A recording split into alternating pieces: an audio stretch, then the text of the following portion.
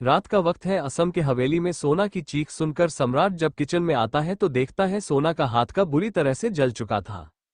सम्राट उसका हाथ पकड़कर वॉशबेसिन की तरफ ले जाता है और उसके हाथ पर ठंडा पानी डाल देता है। सोना का हाथ बुरी तरीके से लाल हो गया था और तुरंत छाले आ गए थे। उसकी आंखों से बेनतहा आंसू आ रहा था। सम्राट नीलिमा की तरफ देखता है और वहां पर दामिनी के साथ शीतल भी खड़ी हुई थी। सम्राट उन तीनों को देखते हुए अपने दांत पीसकर बोला, किसने किया ये सब और कैसे हुआ ये? बाकी सब घर के लोग भी वहां पहुंच चुके थे। दामिनी सम्राट के इल्जाम पर नाराजगी से बोली, सम्राट तुम इस तरीके से हुए किसी भी एक्सीडेंट में हम लोगों पर इल्जाम नहीं डाल सकते, ये सिर्फ एक छोटा सा एक्सीडेंट था। सम्राट दामिनी की बात पर अपने दांत पीसते हुए बोला, छोटा सा एक्सीडेंट है? इसका हाथ देखो कितना जल गया है और इसके हाथ पर आइस क्यूब लगाने के बजाय आप लोग खड़े खड़े तमाशा देख रहे हो। सावित्री जी सम्राट की तरफ देखते हुए बोली, सम्राट तुम शांत हो जाओ, बहू को लेकर कमरे में जाओ, मैं डॉक्टर को बुलाती हूँ। सम्राट दामिनी को घूरते हुए सोना को अपने बाहों में उठाकर वहां से चला जाता है और शोभित शीतल आइस क्यूब लेकर जल्दी से कमरे की तरफ चले जाते हैं। शिवराज नीलिमा की तरफ देखते हुए बोला, ये सब कैसे हुआ नीलिमा? नीलिमा ने शांत लहजे में कहा, मैंने ज्यादा गौर नहीं किया शिवजी, मैं तो सलाद बना रही थी और वह दाल का छौंका लगा रही थी कि अचानक से कैसे उसके हाथ में तेल गिर गया पता नहीं चला। दामिनी ने फ्रिज में से बोतल निकालते हुए कहा, नौसिखिया होगी खाना बनाने में इसलिए ऐसा हो गया होगा और घर वालों को इम्प्रेस करने के चक्कर में लेने के देने पड़ गए। सावित्री जी ने दामिनी को घूरते हुए बोली, यहाँ पर सम्राट नहीं है इसलिए तुम ये सब बोल सकती हो, अगर वह यहाँ पर होता तो वह तुम्हारी जो भी इज्जत करता है उसे भी छोड़ देता। दामिनी सावित्री जी की बात को इग्नोर करते हुए किचन से बाहर चली जाती है। बाकी सब लोग सम्राट के कमरे की तरफ चले जाते हैं। नीलिमा बिना किसी भाव के फिर से खाना बनाने लगती है। इधर सम्राट सोना के हाथ पर आइस क्यूब लगा रहा था और सोना के आंखों से लगातार आंसू बह रहे थे। कुछ देर के बाद डॉक्टर आता है। जख्म को साफ करने के बाद उस पर मरहम पट्टी कर देता है। सम्राट शोभित की तरफ देखते हुए कहता है, मुझे किचन की सारी सीसीटीवी फुटेज चाहिए। शोभित सम्राट की बात पर अपना सिर हिला देता है। वह जान रहा था कि सम्राट को इंजेक्शन से डर लगता है इसलिए वह अपना ध्यान डाइवर्ट कर रहा है। इंजेक्शन लगने के बाद डॉक्टर सम्राट की तरफ देखते हुए बोला, मिस्टर ओबरॉय उनके हाथ की पट्टी सुबह बदल दीजिएगा, अगर ज्यादा दिक्कत हो तो मुझे कॉल कर लीजिएगा, ज्यादा नहीं जला है बस छाले उभर आए हैं। सम्राट डॉक्टर के बात पर अपना सिर हिलाते हुए बोला, और इस बेवकूफ को अच्छे से समझा दीजिए, घर के काम उसे बिल्कुल नहीं करने हैं। डॉक्टर सम्राट की बात पर मुस्कुरा कर सोना से कहा, आपको घर का काम करना नहीं है, अपने हाथ में ज्यादा जोर नहीं देना है, आपके हाथ को आराम की जरूरत है ताकि जख्म भर सके। सोना डॉक्टर की बात पर अपना सर हिला देती है। डॉक्टर सम्राट को सोना का ख्याल रखने के लिए कहकर वहां से चला जाता है। डॉक्टर के जाने के बाद सम्राट सब की तरफ देखते हुए बोला, आप सब लोग नीचे चले जाए, खाने का वक्त हो चुका है, मैं कुछ देर में आता हूँ।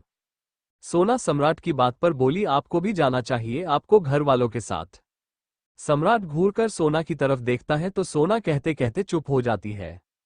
घर वाले सम्राट की बात पर कमरे से बाहर चले जाते हैं। सबके जाने के बाद सम्राट सोना के दोनों गालों को अपने एक हाथ में दबाते हुए बोला, सोना अवस्थी, अगर दोबारा कभी भी तुमने मेरी बात को अनसुना करने की कोशिश की तो सोच लेना मैं तुम्हारे साथ क्या करूंगा। सोना सम्राट के हाथ को अपने दूसरे हाथ से हटाते हुए बोली, फिलहाल तो आप मुझे चोट पहुंचा रहे हो। सम्राट सोना को छोड़ देता है और उसे घूरते हुए कहता है, फिलहाल तो छोड़ रहा हूं, पहले ठीक हो जाओ फिर बताता हूं। इतना कहकर सम्राट कमरे से बाहर चला जाता है। सोना मुंह बनाते हुए बोली, अपनी बिल्ली जैसी आंखों से मुझे हमेशा घूरते रहते हैं और धमकी, जब देखो तब धमकी धमकी, मेरा दिमाग खराब हो गया ना तो कसम से आपकी सारी होशियारी निकाल दूंगी मैं। रविंद्रनाथ कमरे में आते हुए बोले, क्या बात है बहुरानी, तुम हमारे बिल्लू को इस तरीके से पीछे कैसे गाली दे रही हो? सोना मासूम सा चेहरा बनाते हुए बोली, मैं किसी बिल्लू को नहीं जानती दादाजी, और भला किसी को बिना जाने क्यों गाली देने लगी? रविंद्रनाथ सोना की बात पर मुस्कुराते हुए बोले, मैं सम्राट की बात कर रहा हूं। सोना अपनी आंखें बड़ी करते हुए बोली, आप सम्राट जी को बागड़ बिल्ला कहते हैं? रविंद्रनाथ हंसते हुए बोले, बागड़ बिल्ला नहीं, सिर्फ बिल्लू, क्योंकि उसकी आंखें नीली है ना इसलिए। सोना मासूम सी आवाज में बोली, क्या मैं भी उन्हें बागड़ बिल्ला कह सकती हूँ? रविंद्रनाथ ने मुस्कुराते हुए कहा, देख लो अगर वो तुम्हें जिंदा छोड़ देता है तो। सोना अपना सिर हिलाते हुए बोली, आपने बिल्कुल सही कहा, ऐसे ही मेरे पीछे मेरा खून पीने के लिए पड़े रहते हैं, अगर मैंने उन्हें कोई निकनेम दे दिया तो फिर वह तो मेरा अंतिम संस्कार करने से पहले एक बार भी नहीं सोचेंगे। रविंद्रनाथ सोना के सामने कुर्सी पर बैठते हुए मुस्कुराते हुए बोले, मुझे तुमसे कुछ जरूरी बात करनी थी बेटा। सोना अपना सर हिलाते हुए बोली, जी कहिए, मैं आपकी क्या मदद कर सकती हूँ। रविंद्रनाथ सीरियस टोन में बोले, कल हम लोग कुलदेवी के मंदिर चल रहे हैं, वहां पर कुछ लोग आएंगे जो तुमसे बहुत से बातें कहेंगे, लेकिन तुम्हें उनकी बातों पर नहीं, अपने दिल पर यकीन रखना है। सोना रविंद्रनाथ की आधी अधूरी बात पर कंफ्यूज होते हुए बोली, आप कहना क्या चाहते हैं, मुझे समझ नहीं आ रहा।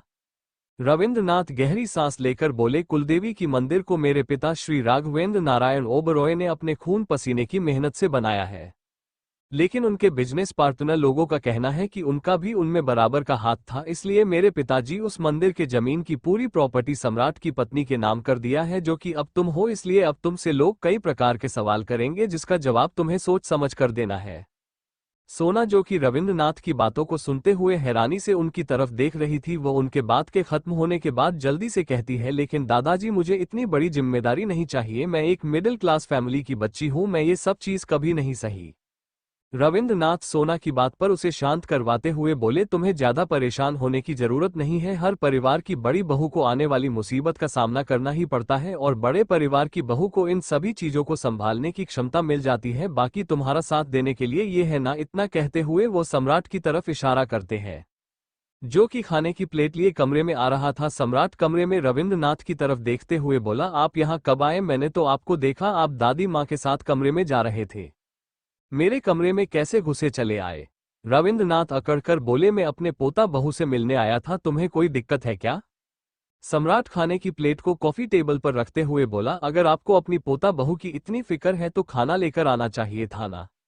रविंद्रनाथ सम्राट को देखते हुए बोले, मैं अपनी बहुरानी से उस बारे में बात कर रहा था जिस बारे में मैंने तुमसे गार्डन में बात की थी।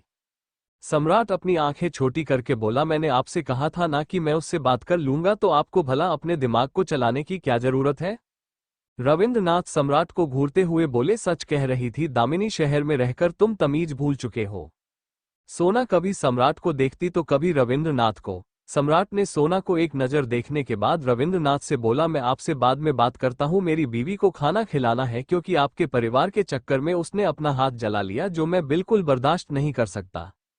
रविंद्रनाथ सोना के सिर पर हाथ फेरने के लिए उठते हैं, उससे पहले ही सम्राट ने रविंद्रनाथ के हाथ को पकड़कर कहता है, दादी माँ आपको बुला रही है, so maybe you should go now. Ravindranath Samrat को घूरकर देखते हैं और कमरे से बाहर चले जाते हैं।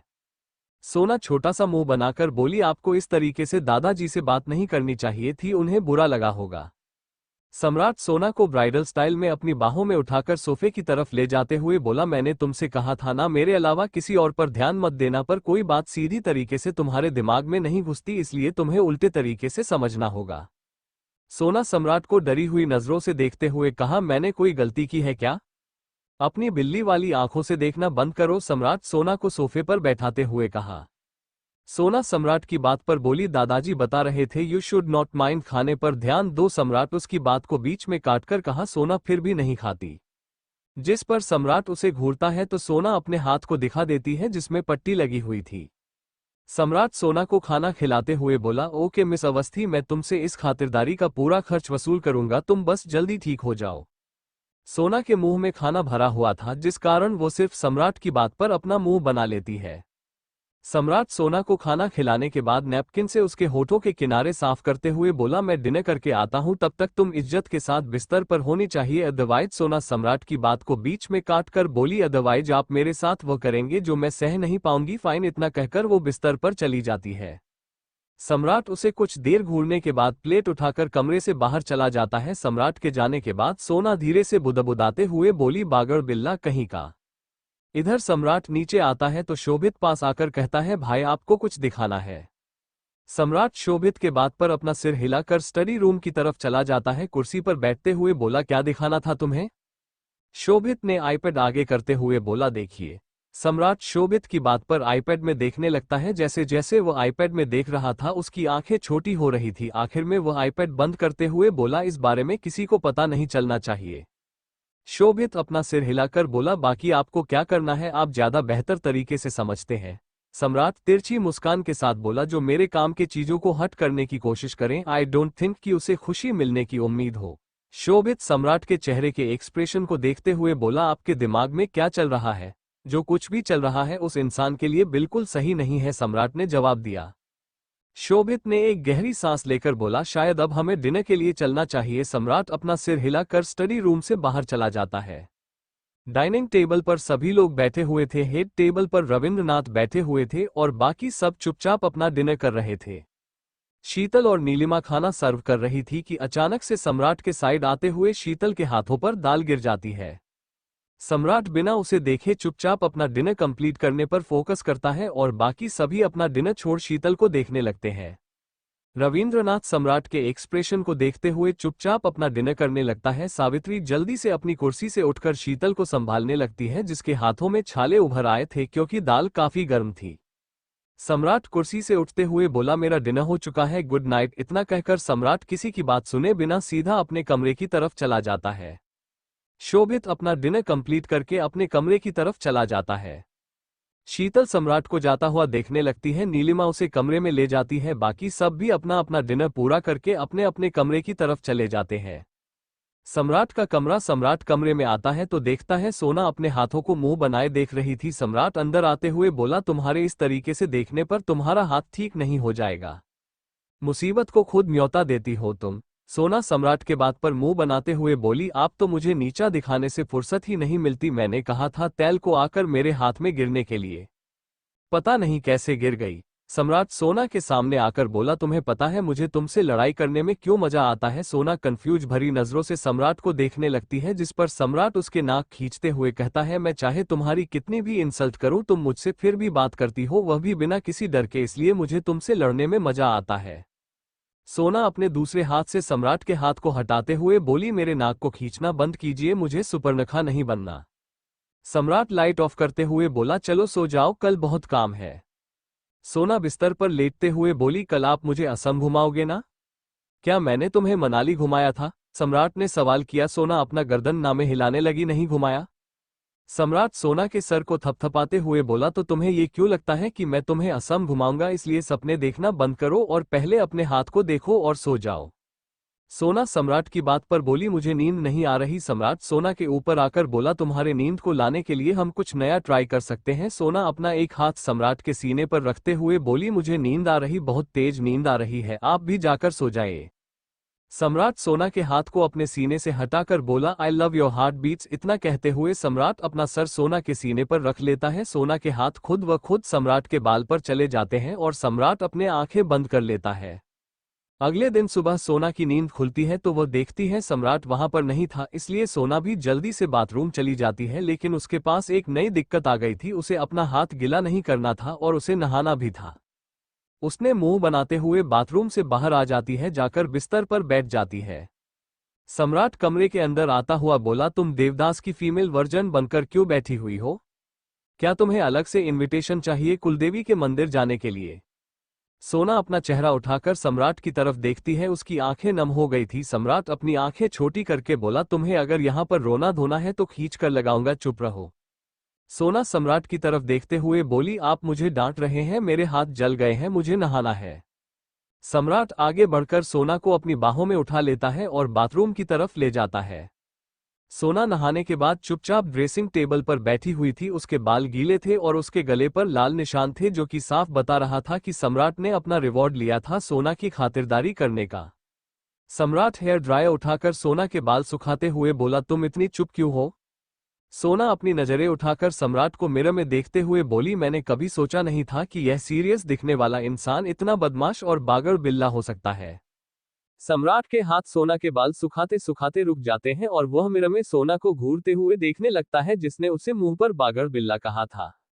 सम्राट सोना के बालों को मजबूती से अपनी एक मुट्ठी में भरते हुए बोला, जंगली बिल्ली, अगर दोबारा तुमने मुझे बागर बिल्ला कहा तो तुम्हें बोलने के लायक नहीं छोड़ूंगा मैं। सम्राट सोना को घूरते हुए बोला, आपने देखा आपने मेरे साथ क्या किया है, उसके बाद मेरे मुंह से अपने लिए तारीफ की गुंजाइश कीजिएगा। सम्राट सोना के बात पर तिरछी मुस्कान के साथ कहा, यह मेरा तरीका है तुम पर हक जताने का। सोना सम्राट की बात पर मुंह बनाती है कि वहां पर सावित्री नीलिमा के साथ आ जाती है। नीलिमा एक नजर सोना पर करने के बाद अपनी नजरें फेर लेती है। सम्राट सावित्री जी की तरफ देखते हुए बोला, दादी कुछ काम था आपको? सावित्री सम्राट के सामने आकर बोली, अब तुम यहां से जाओ, बहुरानी को हम तैयार कर लेंगे। सम्राट सावित्री जी की बात पर बोला, मैं अपनी बीवी को तैयार कर सकता हूं। सोना सम्राट की तरफ देखते हुए बोली, मैं दादी जी से, कहते हुए सोना चुप हो जाती है क्योंकि सम्राट उसे बहुत बुरी तरीके से घूर रहा था। सावित्री जी सम्राट के कान को खींचते हुए बोली, सम्राट इस तरीके से बहू को डराना बंद करो, चलो निकलो यहाँ से, हम उसे तैयार करके लाते हैं, तुम भी जाकर तैयार हो जाओ। सम्राट अपना कान छुड़ाकर सोना को घूरते हुए कमरे से बाहर चला जाता है। सावित्री सोना के पास आते हुए बोली, बहू चलो, तुम्हारे लिए हम कपड़े लेकर आए हैं। सोना सावित्री की बात पर अपना सिर हिलाती है और नीलिमा सावित्री जी के साथ मिलकर उसे तैयार करने लगती है। नीचे सभी लोग मंदिर जाने के लिए तैयार खड़े हुए थे। शोभित ने पीले रंग का कुर्ता पजामा पहना था और बाकी सभी अपनी पसंद से रेडी थे। शीतल ने सिल्क की साउथ इंडियन साड़ी पहनी हुई थी जिसमें वह काफी सुंदर लग रही थी। सम्राट शोभित के पास आते हुए बोला, मंदिर में सिक्योरिटी गार्ड का इंतजाम हो चुका है ना, किसी भी तरह की कोई दिक्कत नहीं है ना? शोभित अपना सिर हिलाते हुए बोला, आपको परेशान होने की जरूरत नहीं है भाई, वहां पर सब कुछ नॉर्मल है, लेकिन लगता है कि आप नॉर्मल नहीं है। सम्राट अपने भौहें चढ़ाते हुए बोला, मतलब? शोभित हल्की मुस्कान के साथ बोला, आप काफी चिढ़े हुए लग रहे हो, क्या भाभी ने आपको परेशान किया? सम्राट तिरछी नजरों से शोभित को घूरते हुए बोला, लगता है कि अब तुम्हारा भी हाथ पीले करने का वक्त आ गया है, क्योंकि कुछ ज्यादा ही तुम दूसरों की जिंदगी में दखलंदाजी कर रहे हो। शोभित ने अकड़ कर कहा, सीरियसली मेरे शादी के सपने देखना बंद कीजिए, जब तक मैं 30 का नहीं हो जाऊंगा तब तक तो शादी नहीं करने वाला। सम्राट ने अपना सिर हिलाते हुए कहा, सही है, इतनी जल्दी अपनी जिंदगी बर्बाद मत करो मेरी तरह। शोभित सीढ़ियों की तरफ देखते हुए बोला, मुझे नहीं लगता कि आपकी जिंदगी बर्बाद हुई है, मुझे लगता है कि आपकी जिंदगी आबाद हो चुकी है। सम्राट ने कंफ्यूज होकर शोभित की तरफ देखते हुए बोला, क्या कहा तुमने? शोभित सम्राट को मोड़कर आगे देखने के लिए कहता है तो सम्राट आगे देखता है। सम्राट की नजरें सोना पर जाती है। सोना ने गोल्डन एंड रेड कलर की बनारस की साड़ी पहनी हुई थी। उसे कुंदन की ज्वेलरी पहनाई गई थी, बालों का बन बनाया हुआ था, मांग में लाल रंग की सिंदूर लगाया गया था, गले में रॉयल मंगलसूत्र, हाथों में भरी चूड़ियां, बालों में गजरा और उसके पाजेब की आवाज शोर कर रही थी। शोभित सम्राट के कान में धीरे से बोला, खूबसूरत है ना? सम्राट एक टक सोना को देखते हुए खोए हुए स्वर में बोला, बेहद। रविंद्रनाथ जो कि शोभित की बात सुन रहा था, वो सम्राट के दूसरे काम में आकर धीरे से बोल, अप्सरा से भी ज्यादा ना? क्या तुम उससे प्यार करना चाहते हो? सम्राट का ध्यान टूटता है और वह रविंद्रनाथ को घूरते हुए कहता है, आप मेरे मजे ले रहे हो। शोभित सम्राट की बात पर हंसते हुए बोला, भाई आपने अभी अभी भाभी की तारीफ की। सम्राट चिढ़ते हुए बोला, अगर कोई इंसान अच्छा लग रहा है तो उसकी तारीफ करने में क्या दिक्कत है? रविंद्रनाथ सम्राट के कंधे को थपथपाते हुए बोला, बेटा जी आपको इतना शर्माने की जरूरत नहीं है, जब मेरी शादी हुई थी आपकी दादी से तब मैं भी उन्हें कुछ खास पसंद नहीं करता था, लेकिन अब देखो मैं उसे बहुत प्यार करता हूँ। सम्राट चिढ़ते हुए बोला, तो क्या उठाकर ले जाओ मेरी बीवी को बेडरूम में? अब आप लोग मुझे छेड़ना बंद करो। वैदिक सोना को देखकर बोल, कितनी खूबसूरत लग रही है भाभी। सम्राट वैदिक के सर पर हल्का सा मारकर बोला, मेरी बीवी को ताड़ना बंद करो। वैदिक सम्राट की तरफ घूरकर देखता है तो सम्राट दांत पीसते हुए कहता है, अगर अपने इन छोटी छोटी आंखों से मुझे घुराना तो दोनों आंखें निकाल लूंगा। वैदिक मुंह बनाकर वहां से चला जाता है। सोना हॉल में खड़ी हो जाती है तो सम्राट सावित्री जी की तरफ देखते हुए कहता है, अब क्या हम लोग कुलदेवी के मंदिर चल सकते हैं या फिर पूरा दिन लेना है सजने संवरने के लिए? वो सोना को टोंट करता है। सोना सम्राट के टोंट को अच्छे से समझ रही थी, लेकिन वो उसे इग्नोर कर देती है और रविंद्रनाथ के पास आकर कहती है, दादाजी जब हम मंदिर पहुंचेंगे तब आप मुझे बता सकते हैं कि वहां पर कौन कौन हो सकता है? शिशुपाल सोना की तरफ देखते हुए जहरीली मुस्कुराहट के साथ बोला, उसकी फिक्र आप मत करो बेटा, वहां पर बहुत सारे लोग होंगे। दामिनी शिशुपाल का साथ देते हुए सोना से बोली, और वहीं पर पता चलेगा कि तुम ओबरॉय परिवार की बहू बनने के लायक हो या नहीं। सम्राट ने सोना के हाथ को पकड़कर बोला, चलो फालतू के लोगों की बातों पर ध्यान मत दो, आते वक्त काफी वक्त हो जाएगा। सावित्री सम्राट की तरफ देखते हुए बोली, सम्राट वहां पर तुम्हारे छोटे दादा भी होंगे। सम्राट सावित्री से बोला, मुझे पता है दादी माँ, और मुझे ये भी पता है उन्हें कैसे जवाब देना है। जो चीज मैं नहीं करता उन चीजों का इल्जाम भी लेना मैं पसंद नहीं करता, अब हमें चलना चाहिए। सम्राट की बात पर सभी सिर हिलाते हैं और वहां से कुल देवी के मंदिर के लिए निकल जाते हैं। कुछ देर बाद कुलदेवी का मंदिर सम्राट सोना के हाथ को धीरे से पकड़ उसे गाड़ी से बाहर निकालता है। शोभित सम्राट और सोना के पीछे खड़ा हो जाता है। सावित्री सोना की तरफ देखते हुए बोली, चलो मंदिर के अंदर। सोना अपना सिर हिलाती है, सम्राट के साथ ऊपर की तरफ आ जाती है। करीब 100 सीढ़ियों को चढ़कर उन लोगों को मंदिर तक पहुंचना था। सीढ़ियां चढ़ते हुए वो लोग ऊपर आते हैं। वो मंदिर बहुत खूबसूरत थी।